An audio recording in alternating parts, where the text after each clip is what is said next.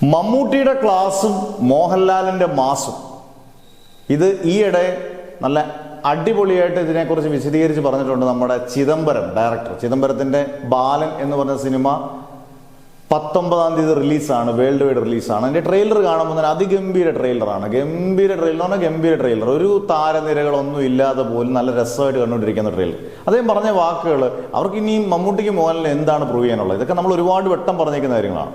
അവർക്കൊന്നും പ്രത്യേകിച്ച് പ്രൂവ് ചെയ്യാനില്ല. അവർ മോഹൻലാൽ ഫാൻസ് ഇഷ്ടപ്പെടുന്നത് മോഹൻലാലിൻ്റെ ഒരിക്കലും ക്ലാസ്സുകളല്ല, മോഹൻലാലിൻ്റെ മാസ് സിനിമകളാണ്. അതുകൊണ്ടാണ് പൊടി പറത്തുന്ന നല്ല ഭയങ്കരം ഫയർ ബ്രാൻഡുള്ള സിനിമകൾ മാത്രമേ മോഹൻലാലിന് വേണ്ടി അദ്ദേഹം ചെയ്യുവാണെങ്കിലും ചെയ്യത്തുള്ളൂ. ചിദംബരം ചെയ്യുവാണെങ്കിലും ഡിസ്കഷൻ ഇല്ല, എന്നാലും ചെയ്യുവാണെങ്കിലും അങ്ങനെയുള്ള സിനിമകൾ ചെയ്തുള്ളൂ.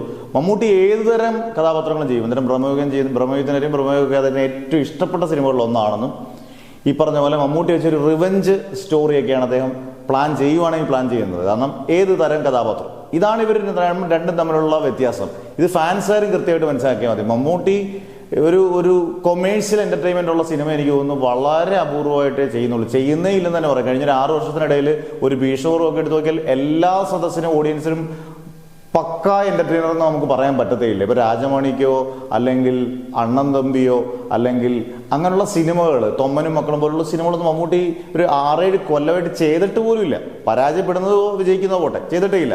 മോഹൻലാൽ തിരിച്ചും അഭിനയ സാധ്യത ഗംഭീരമുള്ള കഥാപാത്രങ്ങൾ മോഹൻലാൽ ഇപ്പം സതയം പോലെയോ അല്ലെങ്കിൽ വാനപ്രസ്ഥം പോലെയോ ഭ്രമരം പോലെയോ തന്മാത്ര പോലുള്ള അതിഗംഭീര ചിത്രങ്ങൾ മോഹൻലാലിന് ചിലപ്പം അതാണ് ഇഷ്ടം. ഇനിയിപ്പം മാസ് ചെയ്ത് ആൾക്കാരെ കൂടുതൽ എന്റർടൈൻ ചെയ്യിക്കും. മമ്മൂട്ടിക്ക് ഇതുവരെയും ചെയ്യാത്ത കഥാപാത്രങ്ങൾ തേടിപ്പിടിച്ച് ചെയ്യുന്നതായിരിക്കും ഇവർക്ക് ഇഷ്ടം.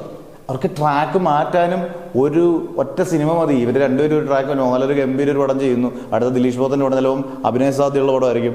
മമ്മൂട്ടി നിതീഷ് സാധുവിൻ്റെ പടം പക്ക എന്റർടൈനർ ആയിരിക്കും. ഇവർക്ക് ട്രാക്ക് മാറ്റാൻ ഒറ്റ സിനിമ മാത്രം മതി താൻ. പക്ഷേ ഇപ്പം ഇവർ പോകുന്നത് രണ്ട് എക്സ്ട്രീമിലൂടെയാണ്. അവരവർക്ക് ഇഷ്ടമുള്ള ജോണറിൽ അവർ തകർത്ത് മുന്നേറുകയാണ്. അതുകൊണ്ട് മമ്മൂട്ടിയുടെ ക്ലാസ് അതുപോലെ തന്നെ നിൽക്കട്ടെ, മോഹൻലാലിൻ്റെ മാസം അതുപോലെ നിൽക്കട്ടെ. ആരാധകർ ശാന്തരാകും. ഇവരുടെ രീതിക്കനുസരിച്ച് വീണ്ടും തിരിച്ചു വരാൻ ഒറ്റ ചിത്രങ്ങൾ മതി, ക്ലാസ്സും മാസമായിട്ട് അങ്ങോട്ടും ഇങ്ങോട്ടും വരാൻ. എന്തായാലും മമ്മൂട്ടി ഫാൻസിനും മോഹൻലാൽ ഫാൻസിനും 2027 മമ്മൂട്ടിയുടെയും മോഹൻലാലിൻ്റെയും വ്യത്യസ്തമായ പല കഥാപാത്രങ്ങളും കാണാൻ കഴിയുമെന്ന് തന്നെയാണ് നമ്മൾ പ്രതീക്ഷിക്കുന്നത്.